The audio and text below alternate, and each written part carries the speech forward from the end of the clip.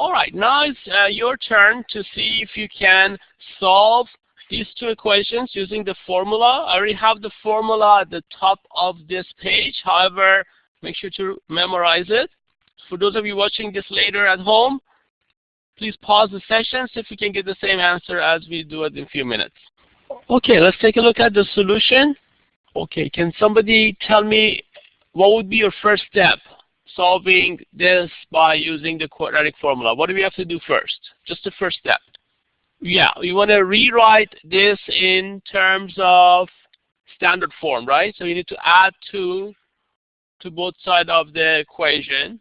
So here I get into the standard form. Now I need to know what A, B, and C are. What is A? 7, good. What is B? 8, that's good. What is C? 2. I need to know the formula. Anybody remember the formula? Good. Keep going. Good job, yeah. Minus B plus and minus square root of B squared minus 4AC divided by 2A.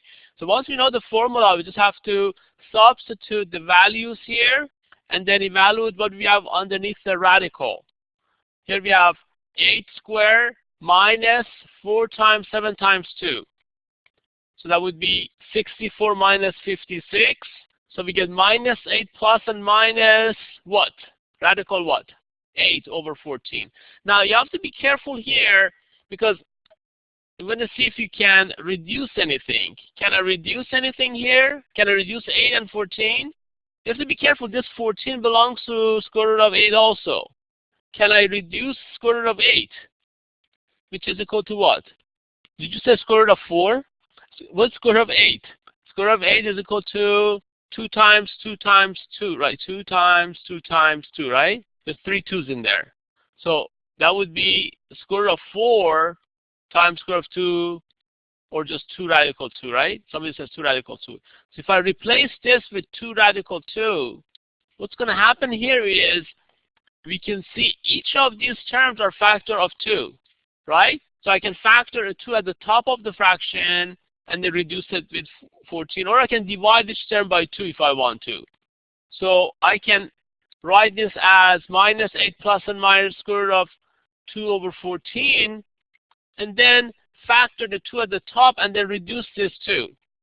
So you really get minus 4 plus and minus radical 2 over 7. You notice that if I divide this term by 2, I get the same answer too. If I divide this by 2, I get minus 4. If I divide this by 2, I get plus 7. If I divide this by 2, I get radical 2. Either way is fine. So the answer, the final answer would be minus 4 plus radical 2 over 7, or minus 4 minus radical 2 over 7.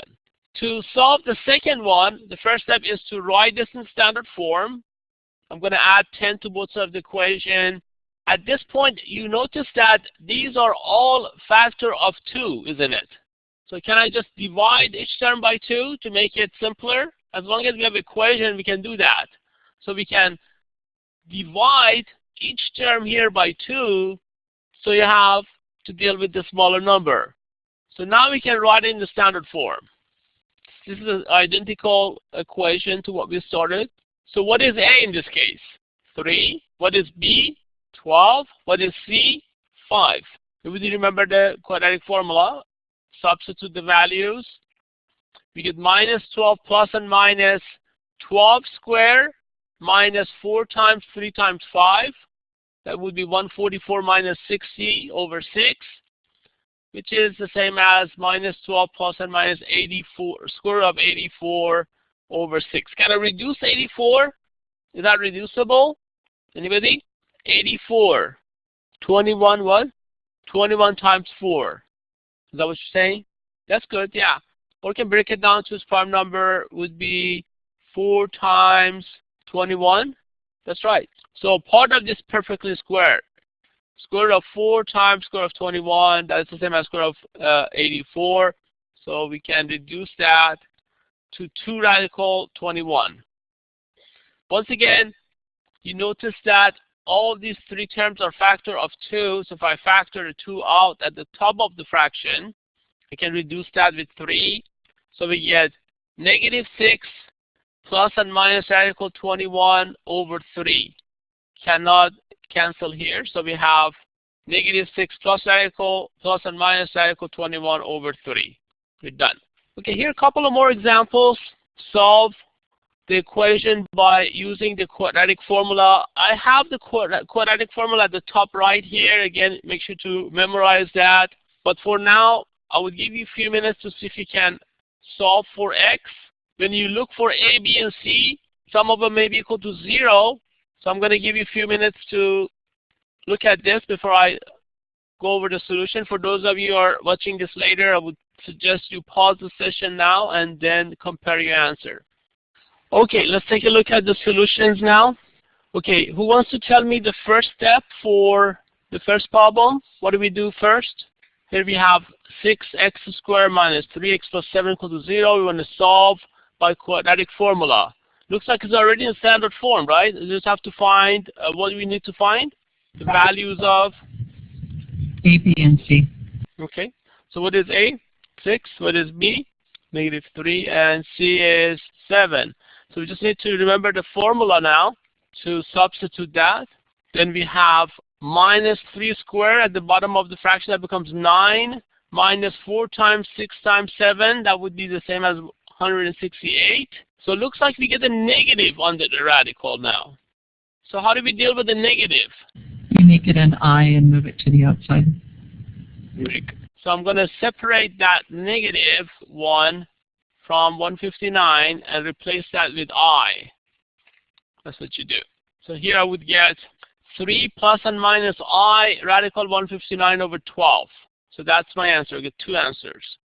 3 plus I times square root of 159 over 12, or 3 minus I square root of 159 over 12. So you could get imaginary answers like that. Next example, looks like x is missing. So your A is 5. Your B is, what is your B then? 0. 0, very good. And your C is -2. Substitute those values into the formula. See what happens here. We get -0 plus and minus. What do we get underneath the radical? 0 minus 4 times 5 times -2. That would give me 40. So it would be plus and minus square root of 40 over 10. So you get, I can reduce that to 2 radical 10. Then I get square root of 10 over 5 when I reduce them. So these would be my answers. Question?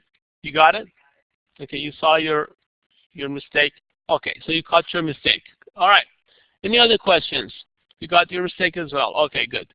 So notice radical 40 would be equal to 4 times 10. So radical 4 would be 2 times radical 10, and then reduce 2 and 10. That becomes 5. That's how we get two answers.